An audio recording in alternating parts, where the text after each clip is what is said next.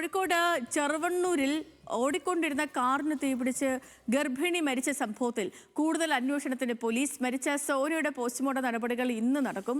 ഭർത്താവ് റിജിൽ കോഴിക്കോട് മെഡിക്കൽ കോളേജിൽ ചികിത്സയിലാണ്. കാറിലുണ്ടായ ഷോർട്ട് സർക്യൂട്ടാണ് തീപിടുത്തത്തിന് കാരണമെന്നാണ് പ്രാഥമിക നിഗമനം. സരീഷ് പി കെ വിവരങ്ങളുമായി ചേരുന്നു. സരീഷ്, വിവരങ്ങൾ എങ്ങനെയാണ്? ഇന്നലെ രാത്രി 9:15 ഈ ദാരുണമായ സംഭവം ഉണ്ടാവുന്നത്. സോന ഗർഭിണിയായിരുന്നു. അവരെ ഡോക്ടറെ കാണിച്ച് മടങ്ങി തിരിച്ച് വീട്ടിലേക്ക് വരുന്ന സമയത്താണ് ഈ അപകടം സംഭവിക്കുന്നത്. ഏതാണ്ട് ആ വീട്ടിലേക്ക് 2 കിലോമീറ്റർ മാത്രമായിരുന്നു ശേഷിച്ചിരുന്നത്. അതിനിടയിലാണ് ഈ കാറിന്റെ പിൻഭാഗത്ത്, സ്വിഫ്റ്റ് കാർ ഭർത്താവ് ഓടിക്കുകയും ഭാര്യ പുറകിലും, സോന പുറകിലായിരുന്നു ഉണ്ടായിരുന്നത്.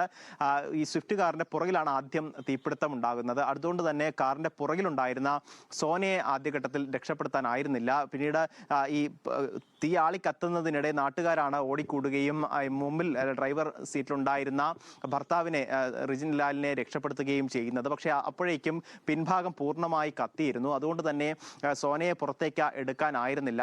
അതാണ് യഥാർത്ഥത്തിൽ ഈ ദുരന്തത്തിന്റെ ആക്കം കൂട്ടിയത് എന്ന് തന്നെ വേണം പറയാൻ. റിജിൻ ലാൽ നിലവിൽ മെഡിക്കൽ കോളേജിൽ ചികിത്സയിലാണ്. കൂടുതലായി ശരീരഭാഗത്തിന്റെ പിൻഭാഗത്തുൾപ്പെടെ പൊള്ളലേറ്റിട്ടുണ്ട്. ഗുരുതരാവസ്ഥയിൽ തന്നെയാണ് എന്നാണ് നിലവിൽ ലഭിക്കുന്ന വിവരം. അതോടൊപ്പം തന്നെ ഈ സോനയുടെ പോസ്റ്റ്മോർട്ടം നടപടികൾ ഇന്ന് അല്പസമയത്തിനകം തന്നെ ആരംഭിക്കും. 8 മണി മുതൽ ഇൻക്വസ്റ്റ് നടപടികൾ ഇന്നലെ തന്നെ പൂർത്തിയാക്കിയിട്ടുണ്ട്. പക്ഷേ പ്രാഥമികമായി മറ്റൊരു അന്വേഷണം കൂടി നടത്തേണ്ടതുണ്ട്. അതിനുശേഷമായിരിക്കും പോസ്റ്റ്മോർട്ടത്തിലേക്ക് പോവുക. 8 മണിക്ക് പോസ്റ്റ്മോർട്ടം നടപടികൾ ആരംഭിച്ച് ഉച്ചയോടെ തന്നെ മൃതദേഹം ബന്ധുക്കൾക്ക് വിട്ടു നൽകും എന്നുള്ളതാണ് ഇപ്പോൾ അറിയിച്ചിരിക്കുന്നത്.